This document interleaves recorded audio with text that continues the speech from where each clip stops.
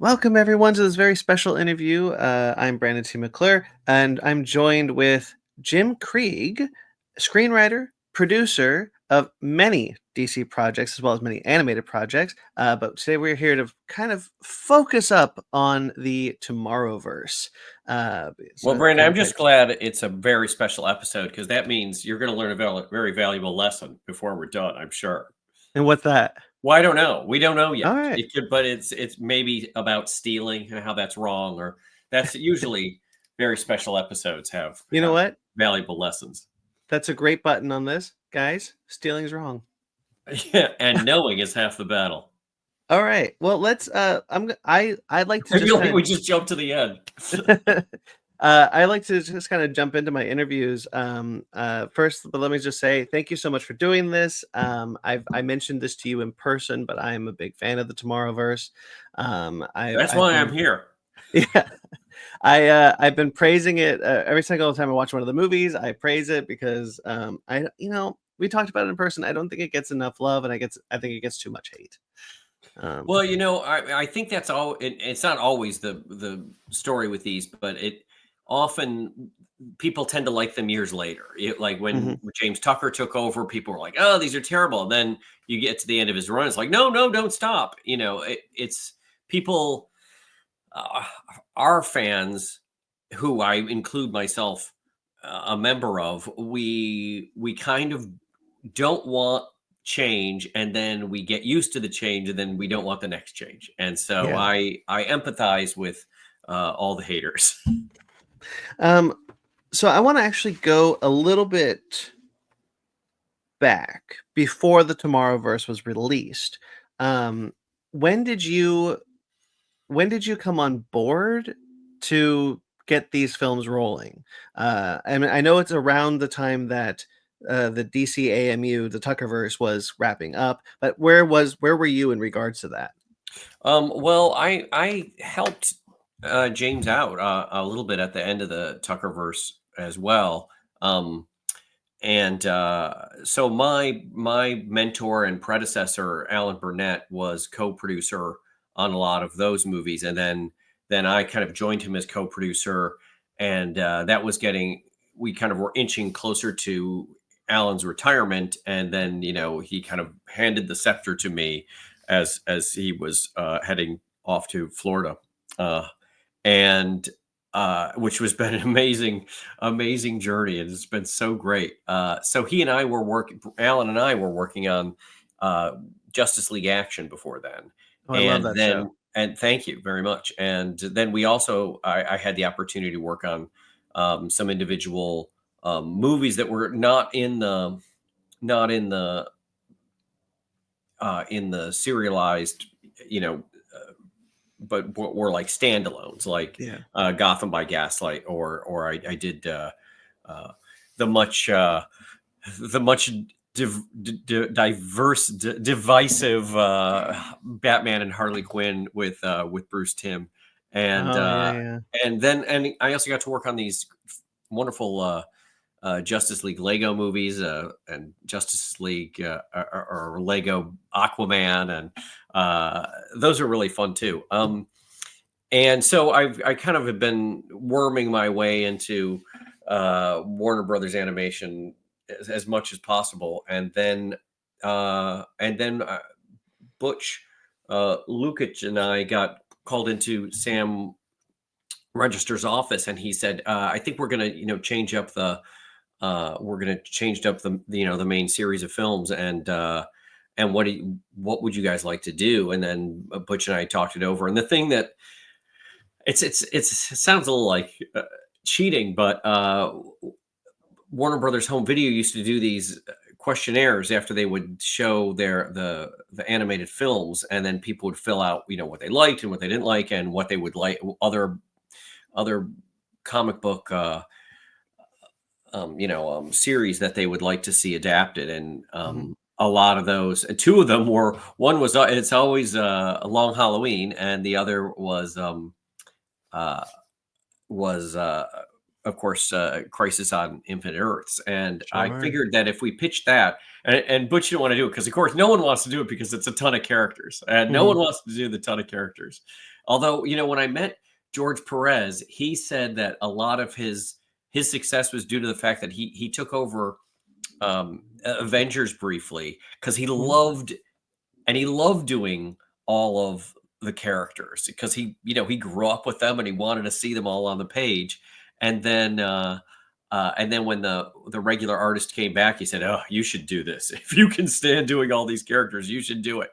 Because half the time we try to pare it down so that we don't run, it doesn't, because so that every character has their time in the sun, and Right. we don't short shrift anybody. But there was no way to do Crisis without a ton of characters. But finally Butch agreed, and then we planned out, and then Sam liked that, and we got ready to pitch Jim Lee and home video.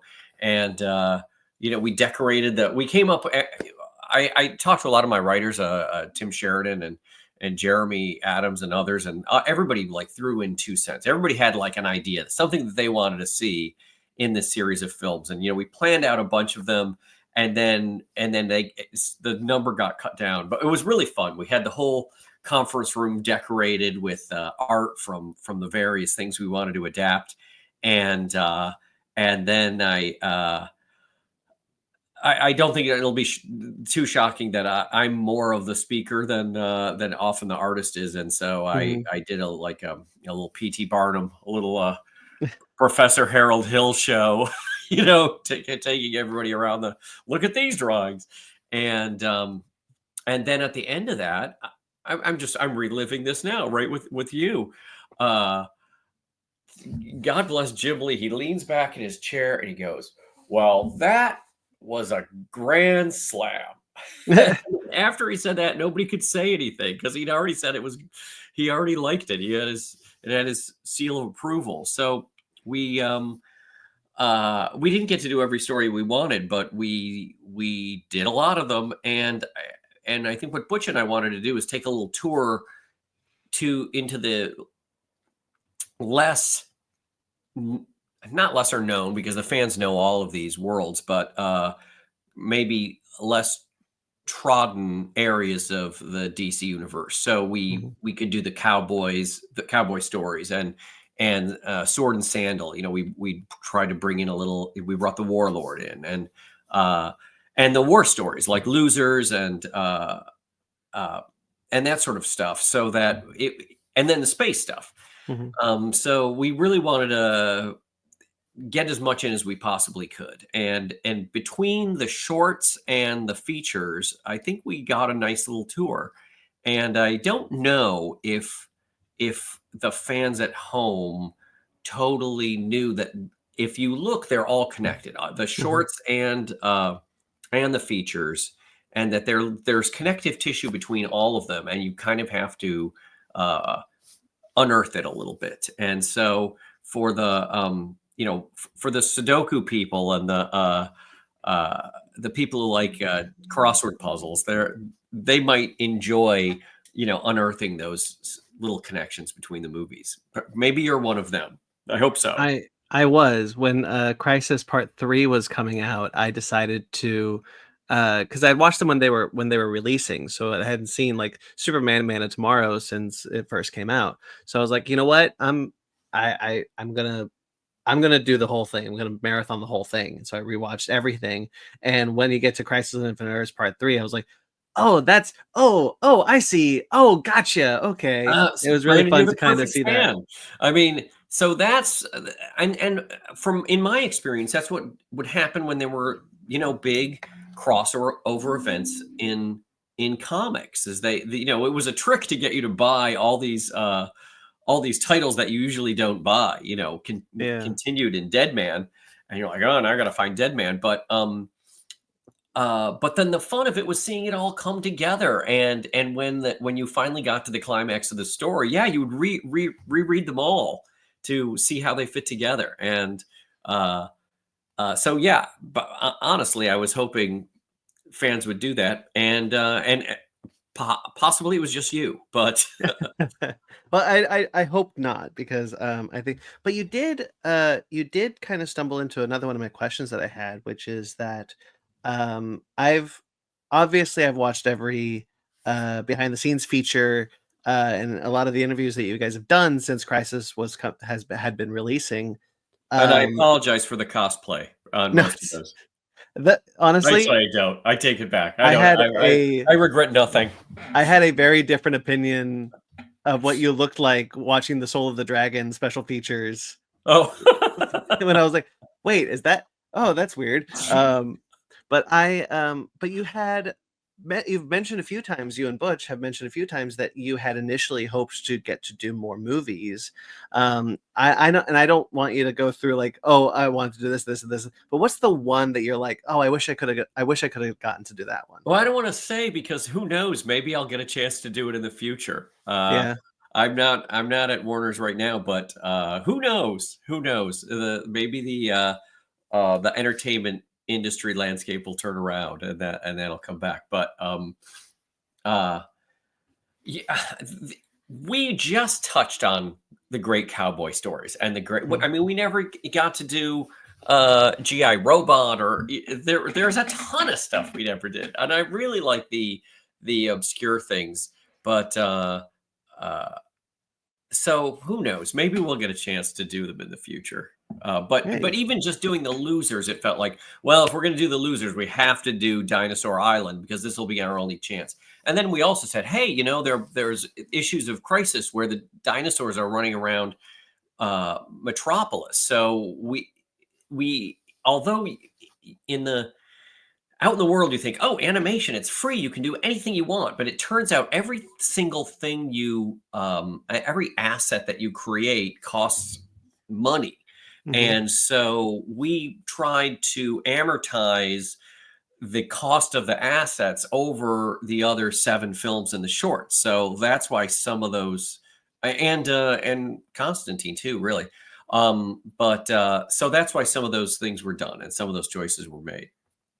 Is there a character that you not you mentioned GI Robot, but is there another lesser known character that you wish you could have snuck in the last minute?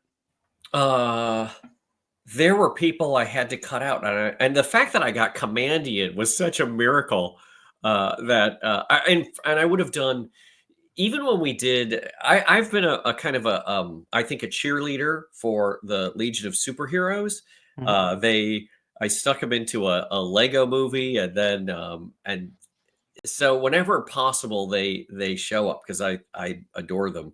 But again, because of the asset count,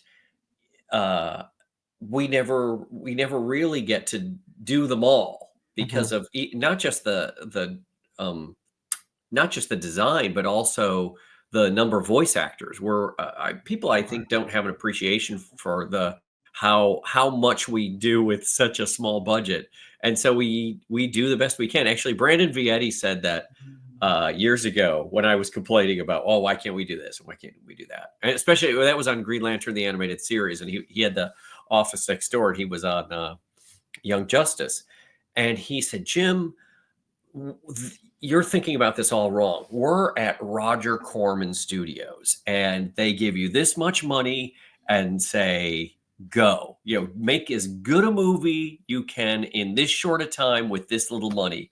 And then that becomes the prompt, and that's sort of the challenge, and that's also part of the fun. But the fun of the Legion is there's so many members that when we first did, I think it's maybe Cosmic Clash, they're in, and it just ends up being Lightning Lad and Saturn Girl and Cosmic Boy, and in my head there'd be 50 minifigs of the Legion that show up, but now I got 3, so and I'm happy I got any. I want to And mention that same 2 thing things. happened with Supergirl, where Josie, Josie could have written stuff for every one of those Legionnaires, but we had to pare it down. So they're basically at summer school. It's like, it's between semesters at Legion Academy. You mentioned 2 things that I want to quickly just. You mentioned Green Lantern the animated series. Yes, I adore that. I worked show. on that. One of my favorite shows. Oh, thank you. And the Legion of Superheroes movie is actually my favorite in the Tomorrowverse. I think that movie is really great. I love it. I don't know. It's really funny when there are some places you get reviews and they're on Amazon. If you read, they like all the movies, and if you go on Twitter, they hate all of them. And Yeah. I don't know exactly how that works out, except that whenever I'm feeling too good about myself, I can easily go on Twitter or I'm X and find out how terrible I am. Yeah. Uh, it's always heartening when someone does like the stuff you did, but there's no way to bulletproof it. So I have a question here that I did a piece, a kind of long-winded like fever dream piece about the Tomorrowverse, and I I want to know if I'm right about something, All which right. is I've kind of been able to track the production of every animated film to about 4 years from conception to release. Am I close or am I way off base? In my head, it's 2 years. I mean, it takes at least 2 years, but then that's kind of production. Hmm. So a lot of times we know what the things we want to do before then. So 3 to 4 years is probably right. Four is might maybe a little long, but um, Yeah. and the weird thing is you you come up with what you want to do and you discuss it with your team members and then you pitch it and then if you're lucky enough that it gets greenlit, you're immediately late. It's Yeah. your it's like, oh my gosh, why haven't where the character designs on this, where's the script? And Yeah. so so Brandon is right about the Roger Corman of it all. Hmm. And it's sometimes it's frustrating, but I think overall it's great because it's great to have so many projects that you never get bored, and it's been a huge blessing to go from one to another. There's a moment in Ed Wood when Johnny Depp is in a phone booth and he's trying to get money for his next movie. You can hear the Hmm. person on the other end hated the last movie, and he Hmm. just pauses and he goes, "Well, the next one will be better." and and I think that's knowing that there are more coming is a great feeling of, well, maybe you like this. I think a lot of people would be surprised to hear about that because we're so used to. I think a lot of people, especially on Twitter, are really used to seeing uh, long production cycles for animated films, and don't really take into account how low the budget is for these straight to DVD films and how short the window is. You're not making a Spider Verse, which takes almost Oh, 10 years. oh yeah, I know. Um, and and there's a good and bad of it because the Spider Verse movies are an eyeful, and from what I understand, and I don't, and is that Lord and Miller can watch part of it and go, I don't like that 10 minutes, throw it out. Well, that's like 5 months of somebody's life, Yeah. and the idea that they have that kind of control is so strange. And whereas we're much more like Lucy in that chocolate factory, those chocolates just keep going, and you got to do the thing, Yeah. and so maybe there are flaws that get by that if we had had 8 years to work on this, the flaws wouldn't have been there. But there would have been only one movie at the end of the 8 years instead Hmm. of what did we have, 10 or something. I think we did Yeah. 10 in 5 years. Which is honestly an incredible record that only like the MCU can attribute to, right? Like the kind of Right. like assembly line filmmaking. Right, and they spent more on their coffee. I Yeah. mean, I'm not saying craft services for one of the movies. I'm saying just the coffee for Endgame, they cost more than one of our movies. So there's So another it's a privilege to be able to make something that so many people see. Yeah. So there's another thing that I kind of was hoping that you could help me with, which is that for ever since Superman Doomsday, they've been labeled the films DC Universe original animated films, or however they word it. Yeah, yeah, that James Strecker tried to explain that to me. Well, the Decamu. I'm The not sure. I'm not sure what is what, and I don't know what we were.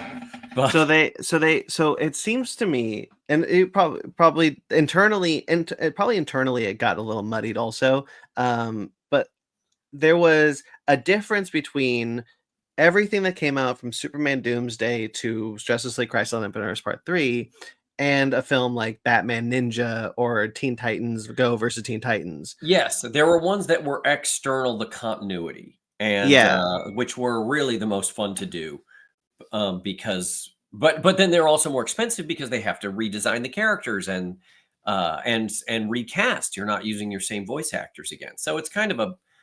I understand why they were. I understood the value of having the continuity, and right. I understood the value of the standalones too. Because the weird thing is like under James Gunn now, it looks like the films like those that the Batman Ninja, Teen Titans Go versus Teen Titans, those films are going to keep going with Batman Aztec, Jurassic League, but the other ones, the quote unquote cheaper ones, are going to end. Uh, Apparently, Apparently, like as I'm a not saying that. non-employee of Warner Brothers Animation, I don't think I'm at liberty to discuss it. No, Well, I'm not trying to get you into like a gotcha. It's just from the outside perspective, it looks kind of strange that that's the direction that James Gunn's decided to go in. I'm not sure if that's true. I think there was talk of him wanting the animated movies to be connected to the live action ones, and Yeah, there's also sort of a that. support uh in support of the live action ones, and that the same actors would voice both, and that might extend even to the games. The, It's more difficult to do than I think even James Gunn knows, because we would try yeah, to do that. Our Lego Aquaman was to support the Aquaman movie, and then that got delayed, and so they never end up dovetailing at exactly the right time.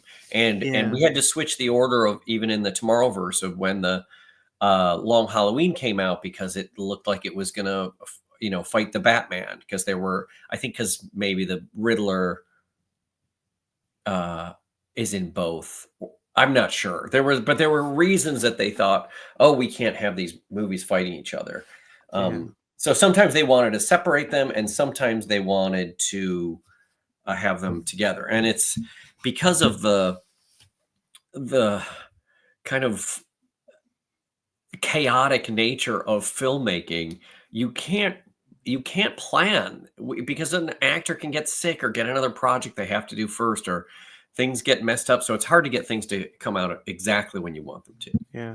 I made a joke when James Gunn was talking about how he wants the animated films to connect to the live action films and vice versa. I was like, well, you could just have Darren Criss and Jensen Ackles play Batman and Superman, and you're Well, done. first of all, it's a good joke, and second of all, wouldn't that be great? Wouldn't that be I like, would I love would love that. this, because you don't cast the voice actors because they look the part, but Mhm. in that case, they would be amazing. I And genuinely, actually, I'd especially, like to see Troy Baker do the Joker too. yeah. I think I would love to, especially Oh, Jensen and Meg Ackles as Donnelly. Oh Batman. my gosh, like they could have cast her as a live action Supergirl in a She was heartbeat. in the running before Millie Alcock got it. I And she would have been amazing. I mean, Yeah. what an audition piece. It's like, this is what your Supergirl would be like. And we the whole point of her, she was so she's so ingratiating. You just the sound of her voice, you just instantly like her. Hmm. And we needed the audience to like her, because spoiler alert, we were going to kill her.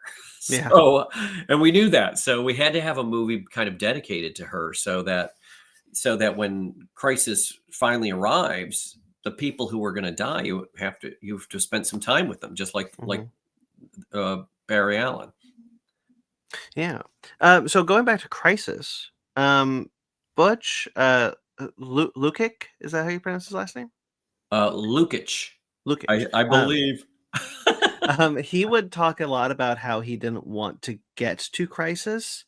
Um, Yeah, and I'm yeah. curious, was there another ending in mind for the Tomorrowverse, or No, were you no. We kind of all always he's. I would say,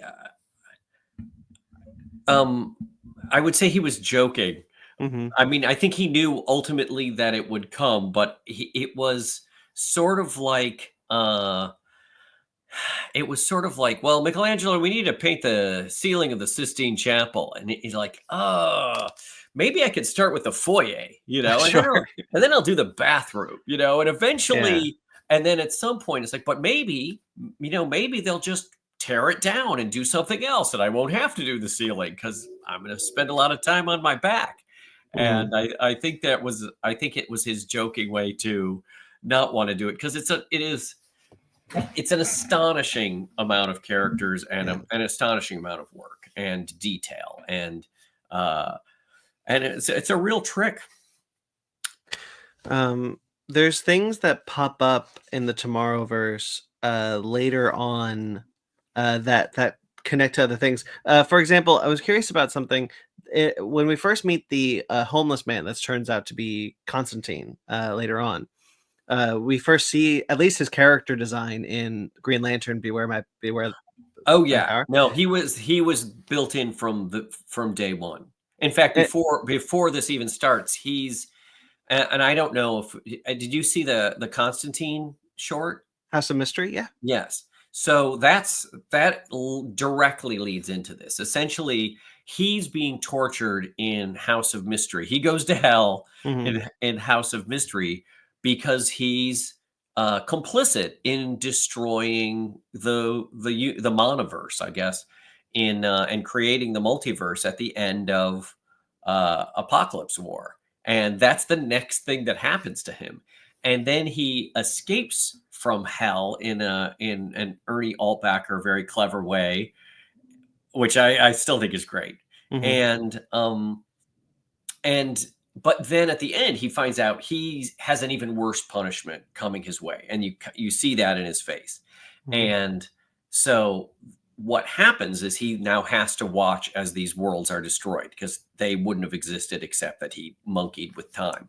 Hmm. And and that's how he becomes pariah, having to witness this over and over again until he's just an incredibly damaged person with really no memory of who he or what he was or why he has to suffer through all this. Right. And I have to give credit where credit is due. I believe that our senior VP, uh, Peter Girardi, that was his idea. He pitched that because he read these, as they were coming out, and uh,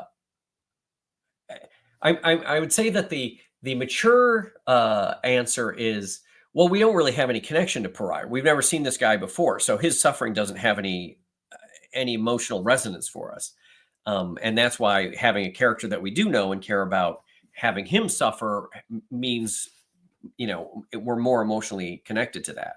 But Right. but part of it was that what Peter said was that when that comic was coming out, he'd say, "Who is this guy who cries all the time?" He's like, "I don't have that crying guy in every issue," and I think that was true. And then him saying that led to us thinking, well, the same is true of Lila, of Harbinger, that Hmm. she has this arc and she's so important to the story, but we don't really know who she is. And so why don't we take one of the characters we do know who has there's so much riding on her. Let's make it her story. And that's why we had to spend that time with Supergirl. Yeah. Um, that brings me to voice casting because when we first see Homeless Constantine, he's not voiced by Matt Ryan in Green Lantern Beware My Power. He's But not? Or did no, we just actually. change or did we just change the maybe we couldn't get Matt because he's a big star So and he wants to that come was in for two my lines.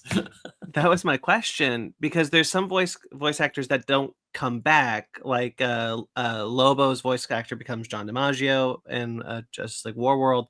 I forgot the actor who plays him, Thor from God of War. I forgot his name. I mean, I do too, but I certainly remember John DiMaggio.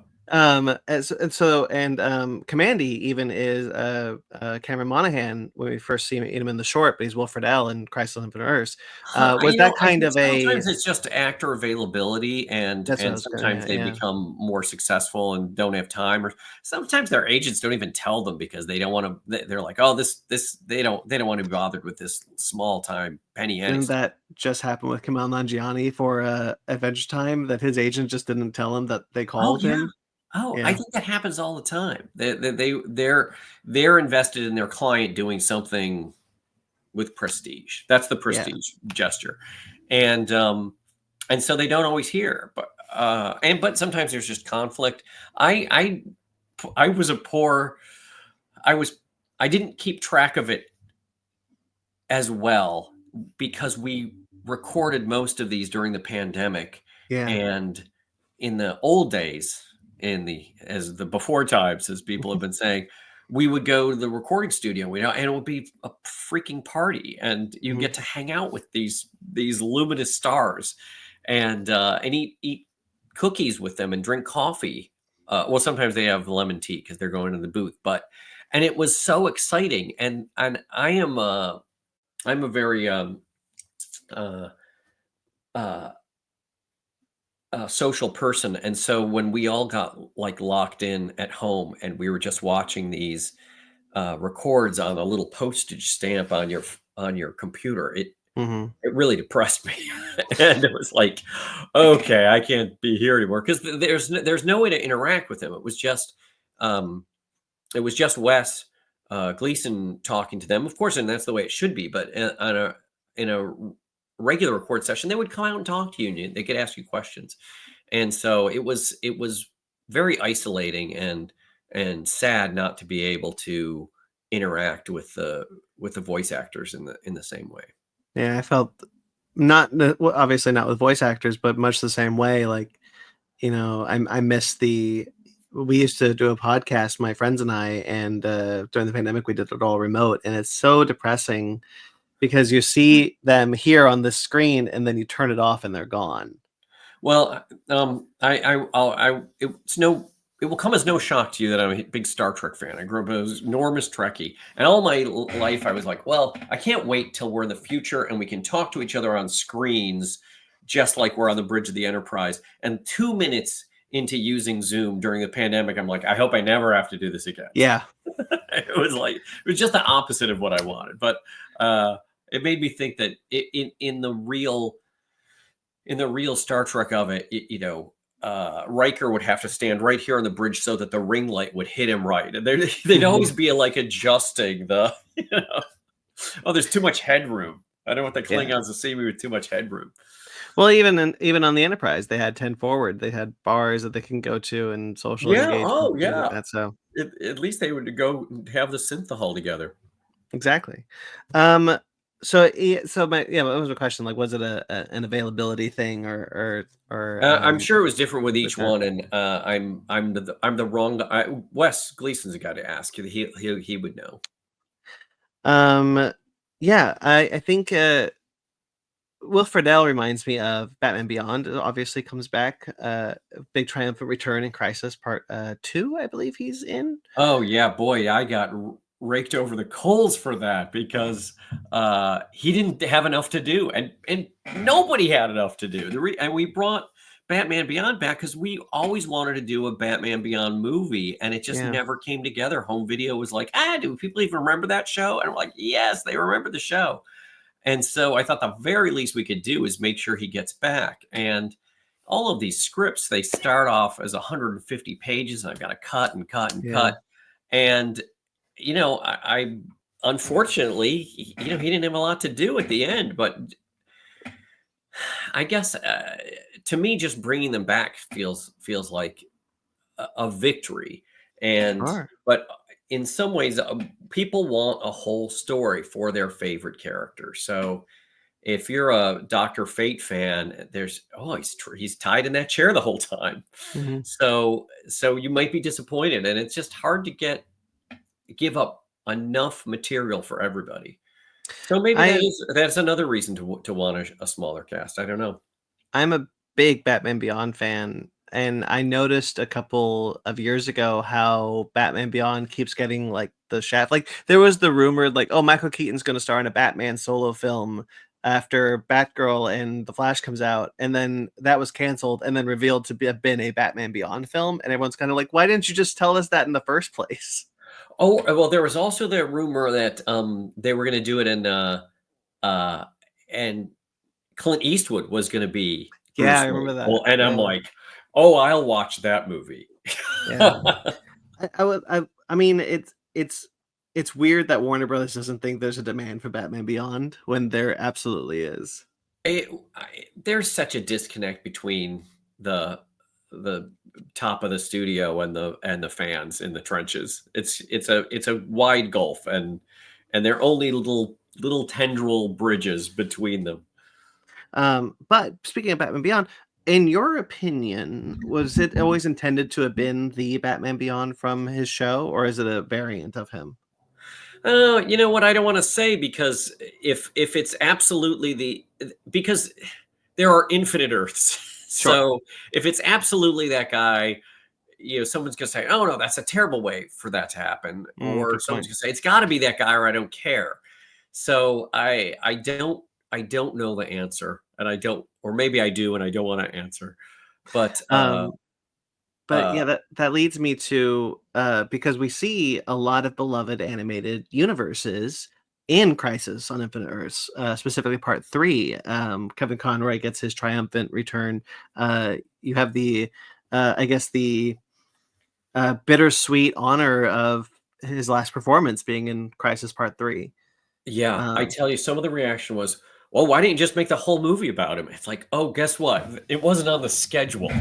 Uh, no, it was so shocking to everybody when Kevin passed away, and he yeah, was such a big presence, and I was so happy I got to work with him many times. But I think the most fun we had was on Justice League Action, and again, uh, kudos to Sam Register for saying, "Oh, you should use Mark and Kevin for that." And mhm, who knew Kevin wanted to do comedy because he's so funny in that. yeah. He keeps Batman exactly the same, and yet he's absolutely hilarious. Oh, yeah. Justice League Action has the incredible episode where Mark Hamill plays three characters. That Uh, was Mark Fujita's idea, and we loved it. It was an immediate yes, and but I added some jokes to it in full disclosure, and one of them got cut, and I'm mad. I'm still mad years later. really? Yeah, Um, get it? Do you want to know what it is? I would love to know what it is. Um, uh, it's it's I think the guy who's driving oh, I know. The Joker's saying to to Mark Hamill, the Joker says, "You're in that other," because we did the Corvette Summer joke, and then the Mhm. next joke was, "And you were in that war movie, the big red one." And Mark Hamill's supposed to say, "It's the big red one." It's funnier to me, and it's also it. I thought of it because Brandon Vietti loves the big red one and Mhm. has a framed poster of it. That's cool. Um, yeah. So there's a line of questions here. So we see Earth. I think you guys it's designated Earth 12 in the During the movie. pandemic, on in my guest room wall, I had a whole chart of what Earths had what numbers, and I had to use various sources for. I used the Grant Morrison book, and I looked it up on. Multiversity. Yeah. And there it's all loosey goosey because if there are Sure. infinite Earths, then there can be infinite numbers and infinite footnotes. But So so I won't know. I'll get it wrong for sure. so we see these Earths, and we go back to these old animes, including Super Friends, which I thought was really cool how you guys did that. But they're all wiped out in the end, because that's kind of the idea of Crisis, is Yeah, these yeah. things get wiped And out. people were mad at us. Like we had thought of it as like this is baked into the idea. That's the name of the game. That's it's we should have just called it all of your favorite animated universes are going to be destroyed. And Yeah. I think people still would have been shocked at the end. But at the end of Crisis, spoilers for people who haven't seen it, there's a new mono universe at the end. At the end, I think is the idea.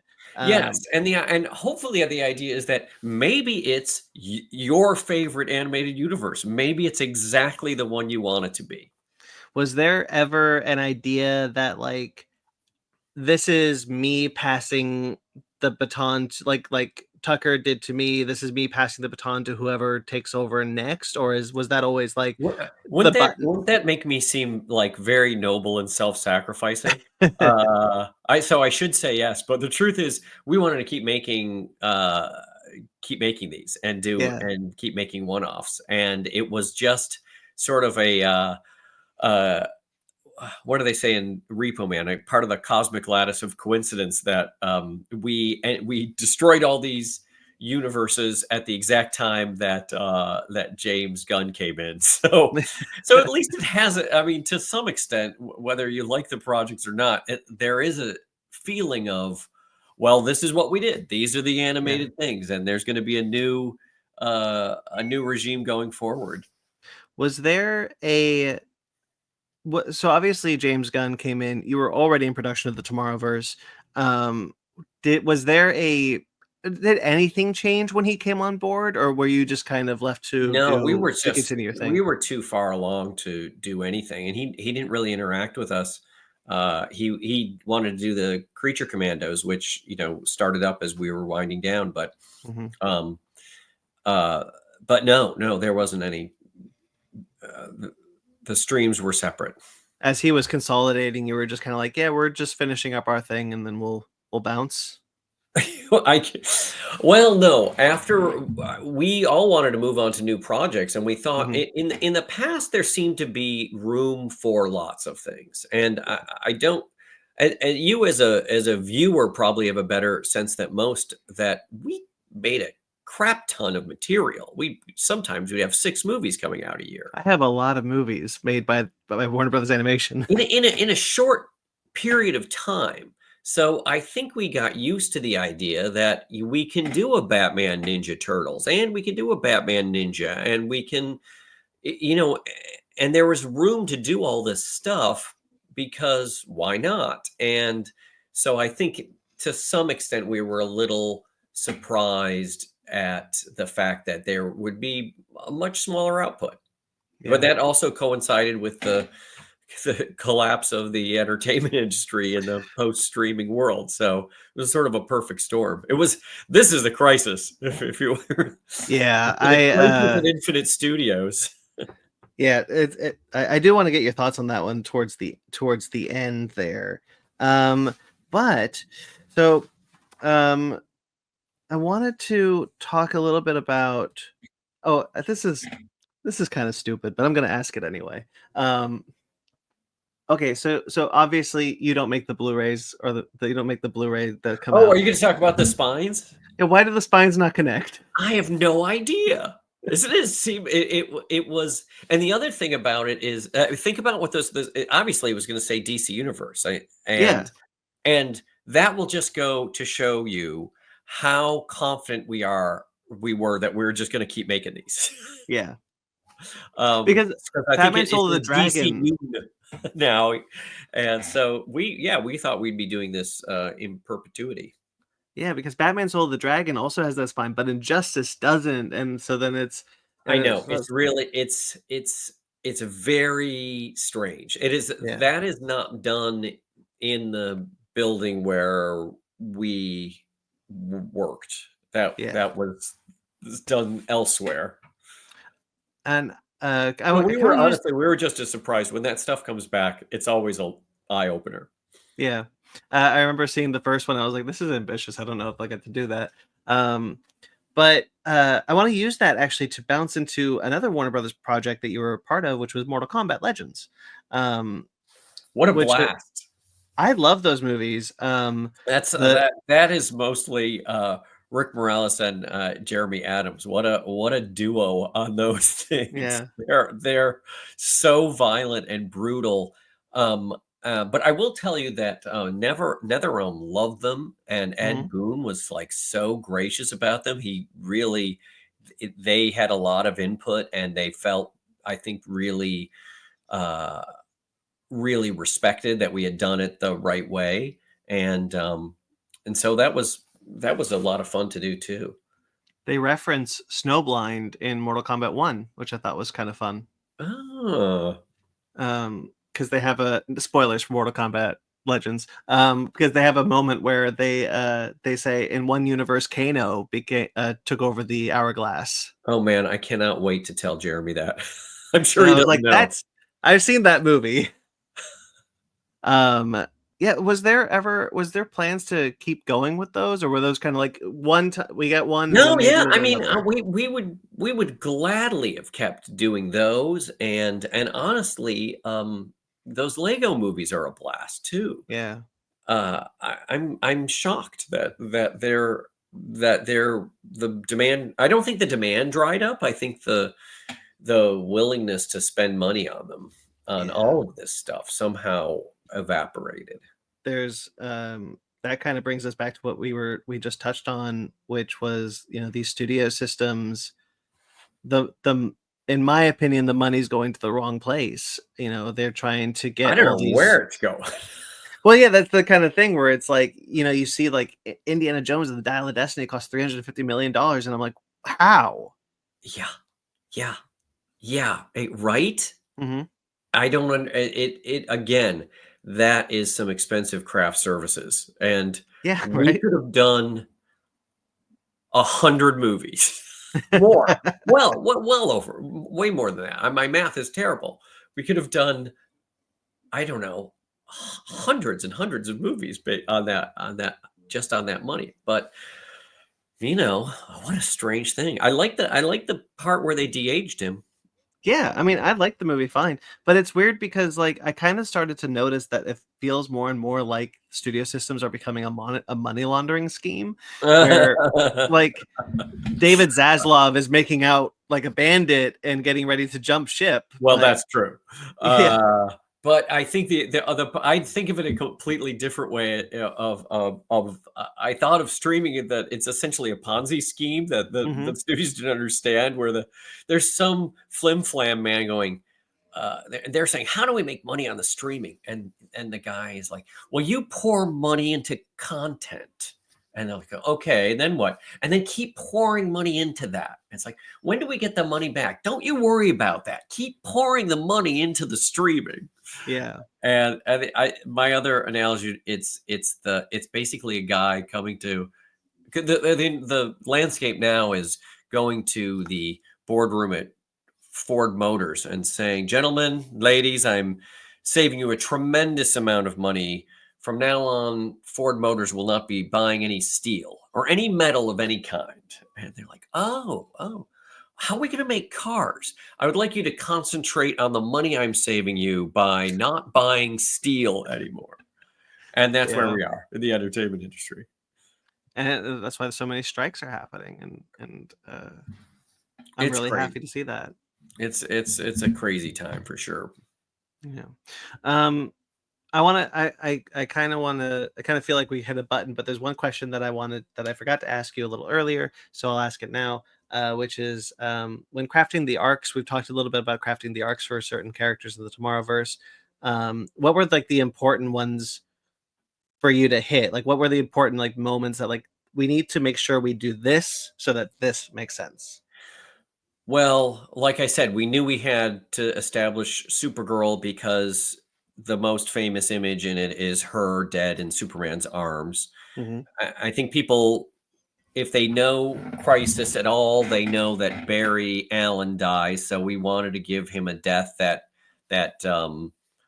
touched on his arc throughout the series, which is his relationship with Iris. And I wanted to give them that. Uh, I basically, I wanted them to give them a life together that they Yeah. have in the instant before the antimatter wave is coming, but they live a whole lifetime together. So Crisis that's Part their 1, by the happy way. ending. Crisis Part 1 is great, by the Oh, way. thank I you. love that movie. So that that kind of, they have that blink of an eye lifetime together, Mhm. and I think that's a sweet story. But it's, you know what people haven't noticed? No, it's never been pointed out. But so this is just for you, Brandon. Uh, at the when Barry goes to Earth 3, the crime syndicate are beating him up, and one of them says, "How do you want to die?" And he says, "Old age." And it comes off as a Oh, joke, but that's exactly what happens in the movie. that's a good point. I didn't notice that. And there's another bit where in Justice Society World War II, uh, a, you hear Dr. Fate seemingly babbling to himself. But if Yes. you go to the Crisis, you hear the other side of that conversation, because he's talking to another version of himself in another time, and it's in Yeah, that movie. And I did notice that. you can thread those two conversations together. That's cool. So Um, I mean, and that's really how long we have been thinking about this, and yeah. how much we wanted these things to dovetail.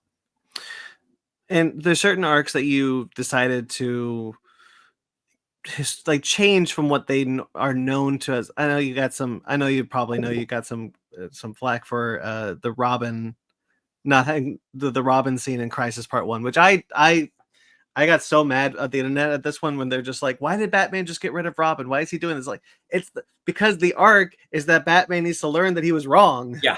Yeah, for me, that's always Batman's lesson, is he isolates and he needs to connect. Yeah. And and so I thought there we didn't have enough time to do the whole Robin story. So Yeah. if we had had 10 more movies, we could have done everything, but we didn't. So we did what we could, and also that demonstrates how much Batman changes from Crisis Part 1, or really even Long Halloween, because he can't he's ends up alone he's got to get to a point at the end of this, where what I really wanted to do was have a post-credit scene where Batman on the mono earth and the monoverse runs into Huntress, who's not related to him in this universe, but they still have a connection, and he's about to reject her, but ends up inviting her to to basically be her mentor. Yeah. And because it's supposed to be like at the end of Heaven Can Wait, when you don't have to have you don't have to have the history to know that there's something beyond your experience to connect with someone you care about. And Right. that's it's kind of a shame we didn't get that. I wanted to have that, and then there was going to be a Green Arrow Black Canary one, because they don't get together in Crisis, and you want to feel like they're going to be together in the next iteration. And the one that is there is the denouement with Wonder Woman, where you find out she will be Wonder Woman, but she's not immortal. Yeah. That's what the little tag is, and that her beef is that being immortal keeps her from being human and connecting with people. And so her reward for sacrificing herself to save what's left of the multiverse is that she gets to be a human being. It always upset me when I would see people use the scene in Crisis Part 2, where Dr. Psycho is manipulating everyone. So the Bat family start fighting each other, and they're all saying things that's so out of character because that's what Dr. Psycho is doing to them. And everyone used that scene as like, why is Batman acting so out of character? And I'm like, you guys forget the scene in Crisis Part 1 when Batman calls up Huntress and Robin, who thinking he's about to die, to say goodbye to them because he loves them.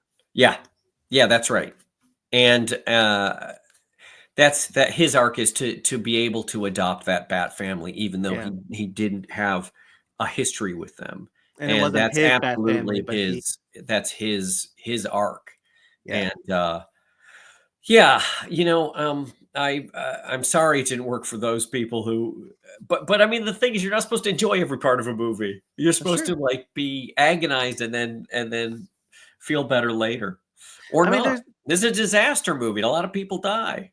yeah, I mean, look, you know, no movie is ever going to be perfect, and we've talked about it before that like you guys are on such a time crunch to get these movies out, and it's said 5 animated films in 10 years is an extraordinary achievement.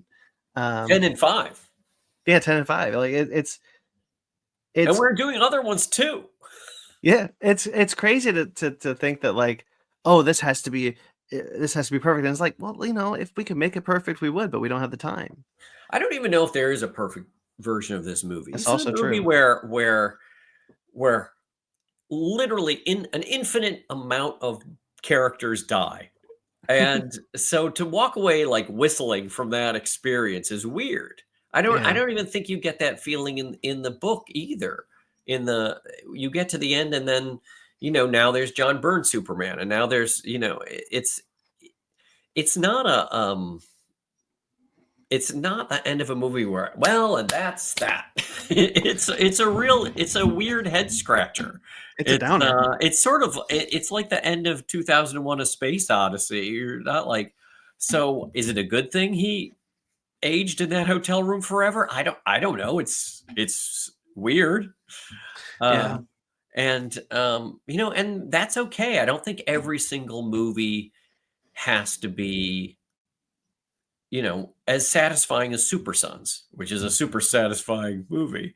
But there's a lot of room for a lot of different kind of movies, even in the Oh, superhero genre.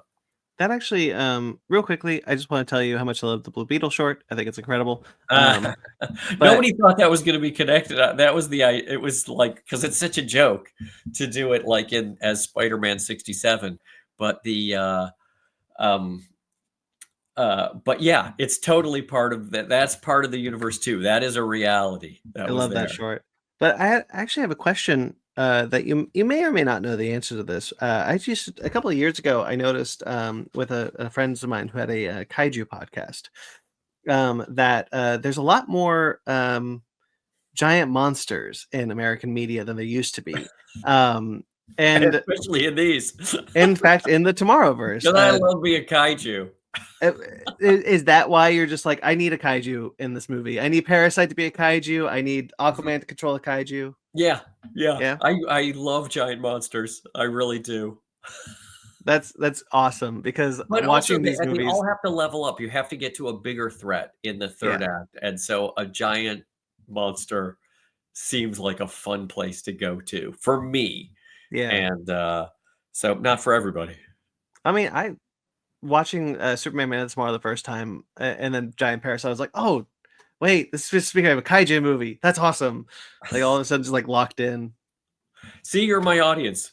Apparently, I think that's all like the major questions I had for you. I do want to know though, because we obviously there is an animation strike happening at the moment, or they are on strike.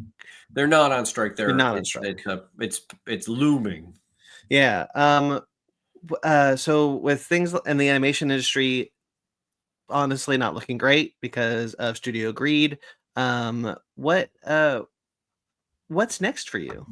Yeah, that's a great question. Well, I will tell you one thing. I'm working on my own podcast slash YouTube show. So I'm going to hit you up Okay. to as soon as I get a couple episodes in the can. I will be knocking on your door to promote it. Oh, sure, I'd love to. Um, any like animated like I guess you mentioned I have some more. There's The pipeline is so long that not yeah. everything I've done has come out yet, and so Well, that's exciting. well, And I was looking at my ships here. As you can see, I'm also a Star Trek fan. I is there a Star Trek in your future? Being such a big oh my Star Trek fan. gosh, I pray that there is. I would love to just once. Yeah. Uh, get my hands on it. I certainly have ideas, and it would be wonderful. I don't know. Did you see the short? Did you see uh, what is it? Unification that just came out? Yes, I just watched it last night. Oh my Holy gosh! shit. Oh my response was, I'm in control of my emotions. I am in control of my emotions. I thought it was just great. An incredible short that tied in things that I didn't. When we see the guy from Discovery, I was like, oh, I had no idea what's happening anymore. Yeah, incredible short. I love it. Yeah, I would. Yeah. But the answer is, I would love to do something in that world. Okay. So yeah, I guess that's everything I got for you, my friend. Well, it was a lot, and Brandon, thank you so much for your question. Thank you for liking the Tomorrowverse, and Of course. I look forward to talking with you again in the future. Where can people find you? Oh, you know what? You can't. I mean, I'm on Twitter a little bit, but you know what? The other thing I learned during the pandemic is it's not good for me to spend too much time on social media, because I go there because I get lonely, and then when I come out, I'm lonelier. Yeah. And so you can find me there. If you have something nice to say about the Tomorrowverse, you can go. I'm at Jim Krieg, so you I can will. feel I'm free. I feel very much the same way about Twitter. I'm currently in the process of leaving Twitter for Blue Sky. Blue Sky is quite nice. I think I recommend it. Well, I'll check it out. I'll check it out. But yes, thank you so much, sir. This was great. I cannot say how much I appreciate you doing this enough. Oh no, I appreciate your interest, and thank you for introducing yourself to me at LA Comic Con. Of course, of course. For more, I have to. This is the first time I've ever had to plug the site that I write for, which is Atomic Geekdom. Check out atomicgeekdom.com for more stuff from myself and other wonderful writers there. Thank you so much for watching, guys. Thank you, Jim Krieg, so much for doing this. I really appreciate it. No problem. Bye, everybody.